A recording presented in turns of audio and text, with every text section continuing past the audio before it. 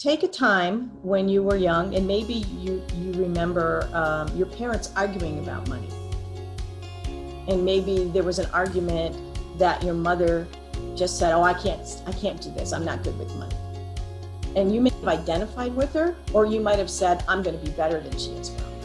So that would be a money moment.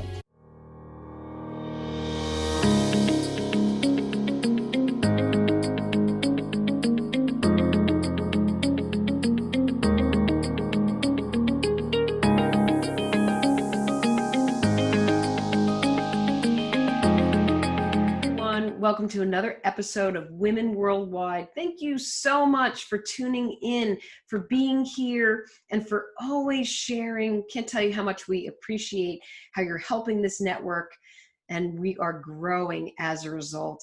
And during these times, it's so important to feel connected. So we also appreciate that you're sharing how you're doing and what's going on in your world. So keep that coming. The tweets, the emails, and the private messages. It's all good. Okay, let's get to today's topic and special guest. Now, the topic is a repeat topic because you continue to ask for it. So, of course, we're going to bring it on. And it's all about managing money and feeling like you're better at managing money. So I'll ask you this question. Do you think that you're good at managing your money?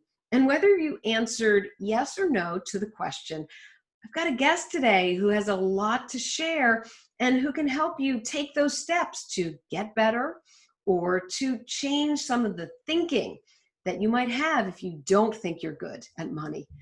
Okay, joining me on the show is Pam Hopman. And Pam is a financial advisor, and she's also somebody who works with audiences so they can see their wealth amplified through personalized and comprehensive solutions. And I could go on about Pam's accolades, but we want to jump right in. So let's let Pam share her story and advice with you. Pam, it's great to have you on my show. Welcome. Deirdre, it's wonderful to be here. Thank you for having me. Well, I really appreciate it because this is one of those topics where, whether you think you're good or you don't think you're good, no matter what, you can always get better with how you manage your money. Before we get into that and the advice and all the insights that you're going to share, perhaps you could tell us how you got started on this journey to help others to find better management of their wealth. I'd be happy to. So many years ago, it seems like many years ago now, but it was back in the at the beginning of the 2000s. I was a stay-at-home mom for the most part. I was a stay-at-home mom for about 20 years, but during that time, I used to do things like I would work seasonally to prepare taxes, and then I got a securities license, and I started learning more about money. And I came to the decision of one day that somebody had to be responsible between my husband and myself for our finances, and I decided it was going to be me because he was busy doing what he does. So I started to really study it. But what really brought me into this other than personally, what brought me into this as to help other people was my husband is the oldest of 12 children. He has 9 brothers. And one day, one of his brothers just died. He dropped on a run. And he was 40, and he left behind a wife and 3 children, and they were under the age of 10. All 3 were very young. And his wife, who had been a stay-at-home mom, turned to me and said, I don't know what to do. How am I going to make it? And I took it on at that point to start helping her. And that really got me propelled into the business of financial advice. And then a year later, my husband's sister's husband passed away. Again, he was about 42, and they again left behind 3 children. Oh, sad. It was like I was compelled to get into it, and I wanted to make sure that the women who wound up in these situations, or anybody, not just women, but anybody who wound up in a situation where they didn't know what to do around finances, at least they had somebody that they could turn to that really had their best interest at heart.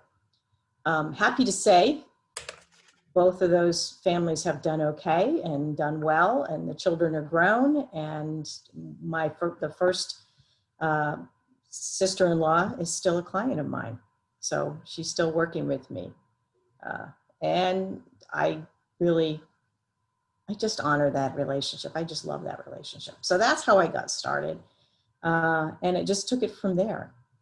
Well, you had quite the calling to do what you're doing, and very sad to hear about the passing, both stories that you shared.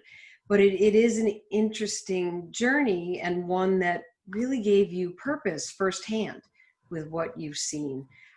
So let's talk a little bit based on those two instances. There are women who find themselves not knowing or feeling like they're good with money. What do you say to that? How do you even begin to change that line of thinking? Well, first of all, it's not uncommon, as you've said, that there are many women who feel like they're not good with money. And I'm not quite sure where that really came from, other than my generation, and I'm a generation ahead of you at least. We weren't taught to focus on finances. That was not considered something that we were supposed to do. Now, I grew up in a household where my mother managed the money, so it was a little oddity at that time because she managed all the money. So, but many households, women didn't have anything to do with it. They would have an allowance, and they were told to go buy the eggs and the butter and whatever the house might need for groceries and things like that. So there's a history behind this. But as we become more independent women, and we have our own finances, and oftentimes where finances were always combined in a marriage, now finances are no longer combined. We see that often. We see the women have money and the men have money, and they don't combine it, or the spouses have money and they don't combine it together. We come across that even more, where women are like, well, I don't really know, I don't know what to do here. The thing is that there are moments all through our lives where we make decisions about who we are. And there are what we call money moments, moments where you've decided you're good, or moments you've decided you're not good with finances. And you carry those, and every time you get in a similar situation, that's what's there in the back of your mind is, I'm not very good at this, or I'm really good with this. And it's an amazing thing. They did a survey probably around 8-9 years ago, but it's still an important survey. And they asked a group of women, all professionals, very well established, earning lots of money, if they thought they were good with money. And they all said they thought they were worse than the person they were sitting next to. Now, they didn't know much about the person they were sitting next to. They didn't know how good they were with money. They But still thought that. must be worse than everybody else around. Oh, It's just something there. So it's important. Where it comes from is just things that happen in life, and you decide. I mean, you can be in the same situation with a brother or sister, and they come up with a different result of that money moment. They may decide they're great. You may decide you're awful. Same thing, same situation. It's just something that we decide. that's really interesting. If you can break the pattern of thinking successfully, then what would be steps to more of that freedom with managing your money, or what you can do with your money? Well, the first thing you have to do is you have to know who you are around money. And so I created what's called the money profile. And it's a 14 question, similar to a DISC profile or something like that, where you answer the questions and you're a blend of up to 5 different kinds of personalities. Those 5 personalities really are how you make decisions around money. You're Can not, you name a couple personalities? I'm just curious. well, we have the champ, the chess master, the funster, the whirlybird, and the tortoise. Those are the 5 personalities. And I do try to make this a little bit fun, because it can get Yeah, really heavy when sounds you're fun. talking about money. And so I want you to be able to laugh about yourself a little bit. It's, Right, not so intimidating, right, and Pam? not feel intimidated. That's Yeah. important to me, that you can laugh a little bit about how you make money decisions, and then you can make changes if you want to. But I try to say that first thing you have to do is you have to know who you are around money. The second is you have to identify some of those money moments, because if you don't identify them, they're the undercurrent of your life. They're running you. And until you can actually see them, you can't make a different choice in a What would money. be a money moment? What exactly does that mean? Well, take a time when you were young, and maybe you remember your parents arguing about money. And maybe there was an argument that your mother just said, oh, I can't do this. I'm not good with money. And you may have identified with her, or you might have said, I'm going to be better than she is around money. So that would be a money moment. It's time when you made a decision. Now, it could have been about a specific money issue, which would have carried forward. So it could have been about paying a certain bill, or it could have been about saving, not being able to save. It could have been any of those things in that instance. And you probably, I mean, for me, my first money moment that I remember was when we went on vacation and I was 10 years old. My mother gave us each $10 and we were going on a road trip. And I was so excited to have my own money to spend. And we went to 2 or 3 places. And by the time we got to the third one, I didn't have any money left. I'd spent it. And I looked over at my older brother and he had twice as much money as he started with because he was bartering and doing money. He wasn't stealing anything from me, but he had more money. And in that moment, I said, the moment, awful with money. That's so funny. I mean, it challenges you to think back, to be reflective. And it's important to do that in order to move forward. Yeah, because that undercurrent just sort of drives some of your decisions. And, you don't have a clear, open way to make those decisions without that influencing you. So you can decide. I decided that I was going to be better with money. And I took all the steps to become better with money. Can you change a long time where that's running me? Yeah. Is the goal to identify your personality to understand the money moments, to identify your personality, and then do your clients try to shift to a different personality or just get better with the personality that they are? Get better with the personality they are. I don't want to change anybody. I don't want anybody to change. I just want some of their behavior to change. So if you can identify that you have certain behaviors that you'd like to shift and maybe get a little bit in, and you don't have to go that deep. We're not like going deep to make you feel bad about what decision you made when you were 5. That's not what this is about. But it is about getting at least a little overall understanding of the things that made you come to the decisions you have about yourself and money. You can change, because until you identify it, you can't change. That's the whole point. Do you also, should people reward themselves, and not with money or around money, but should you be noticing the times that you're good with money, that that you've made some kind of a shift in a positive direction? Absolutely. I think it's very important. We're going to probably get into this a little bit later because it fits with a question that you had mentioned you might ask me, but I actually design a program with certain personality types where they absolutely reward themselves when they reach certain milestones.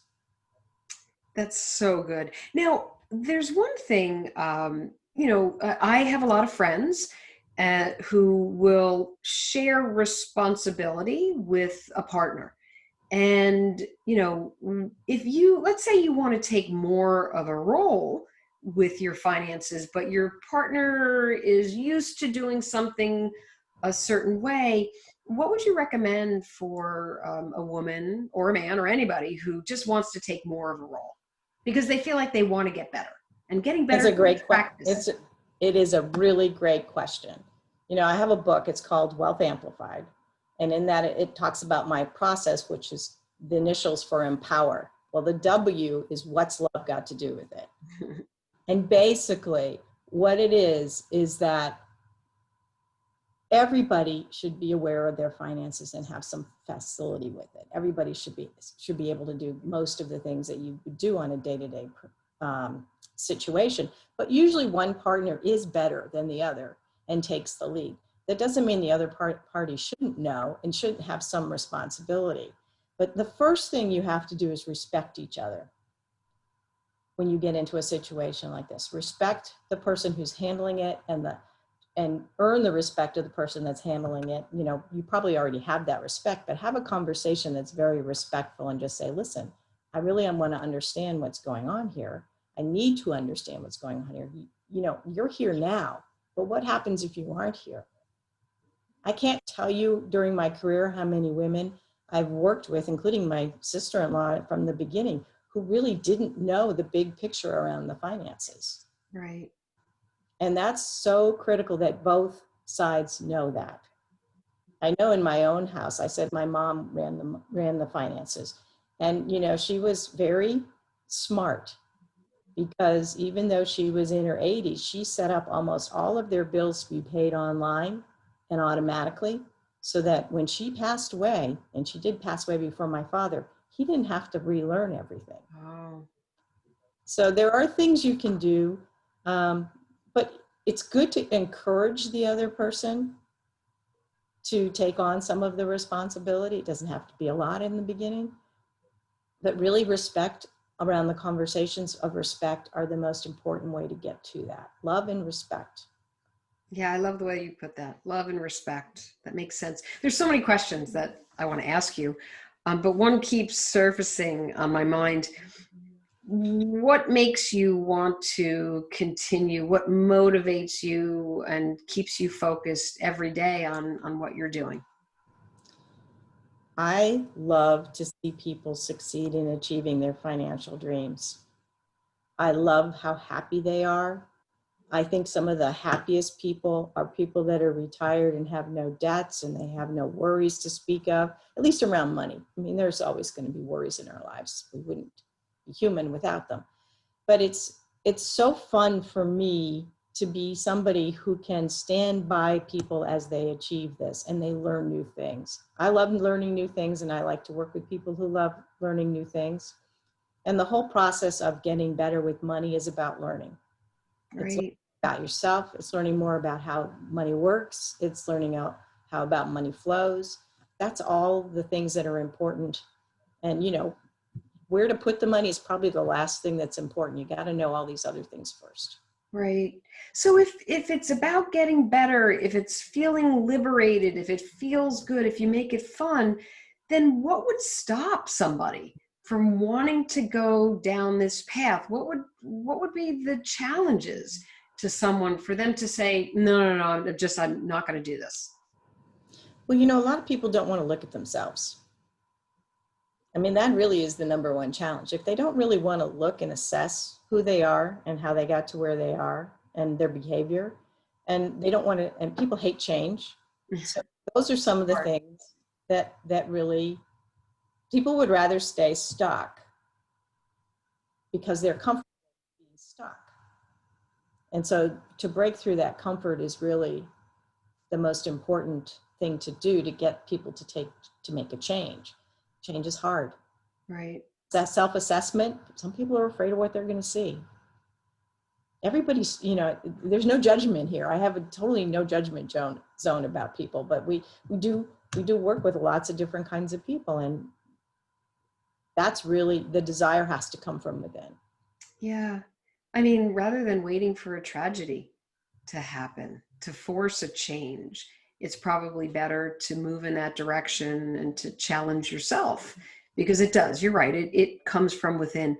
How do you stay on top of everything in your profession? How do you stay in the know?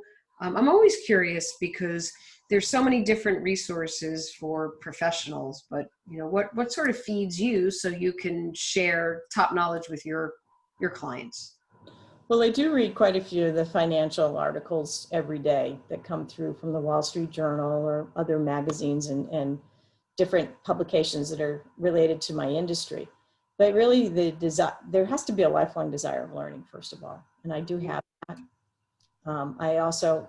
I'm licensed in a lot of areas, and so I have to do a lot of continuing education, which also keeps me up to date on a lot of different things. But it's really just being aware and paying attention. And, I there's so many places to answer that I question. know. I have I another don't have question around if learning. I want to stay in business, I have to keep learning. Exactly. So, do you have to be careful what you share on social media around financial advice? So, in other words, is there general advice that you can share? And would you get in trouble if you're on social media giving somebody advice that went too deep? Or, like, are there certain regulations I would think that would you have to There are hold it down? unspoken regulations for the most part because it's such an untested area. Yeah. I do not give financial advice on social media. Yeah. Like a doctor, you wouldn't give No, health advice. because I have an issue with people that give blanket advice like it's good for everyone. Yeah. All financial advice is not good for everyone. That's a really important point. Thank you so much for sharing that for our listeners and for everybody who's watching. And Pam, I can't even believe that we're at that point in the show where you get to share your parting advice. So tell us, what would you like to let Women Worldwide listeners know about managing their money, rolling up their sleeves, feeling more comfortable, and just getting better at their finances? Well, the first thing is to get an understanding of where you're at and not ignore it and not pretend it isn't there. And whether you're a man or a woman, there's people that they don't pay attention to it. So you have to start having some intention and paying attention. And if you want to have an advisor, then you need to do some investigating and find someone that really fits and will help you get to your goals. Unfortunately, not every advisor is interested in getting to your goals. They have their own goals, but you want someone who's really working in your best interest. That is great advice. And it's true. You have to, like anything else, you have to do your homework and know where you are, right, in the process. So last question, super easy. Where can people find out more about you and your work? You can find out more about me at thehopmangroup.com. That is my website. You can also, I post on Facebook every once in a while. Thehopmangroup.com is on Facebook, and we put in some pretty good information there. You can also look me up under wealthamplified.com. That is the name of the book, Wealth Amplified, and that is the website for there. And that's pretty much the easiest way. There's ways on those websites to contact me personally. Awesome. Are you on LinkedIn if people want to go to LinkedIn? I am on LinkedIn. Terrific. On LinkedIn Okay. as well. So I forget about LinkedIn network, sometimes. Go to LinkedIn too. Yes. Awesome. Pam, thank you so much for being on the show, for sharing your journey and all of your insights with us. We really appreciate it. Deirdre, thanks for having me. This has been a wonderful experience. You're welcome. And a big thank you to all of you for tuning in, for being here, for always showing up and for sharing. Keep letting us know how you're doing and what's going on. We are here to help. And of course, you can always ask me a question. I'm on Twitter, email me, or sign up for the Women Worldwide show updates. Okay, friends, until our next episode, of course, be safe, but stay focused, energized, and feeling empowered. Thank you.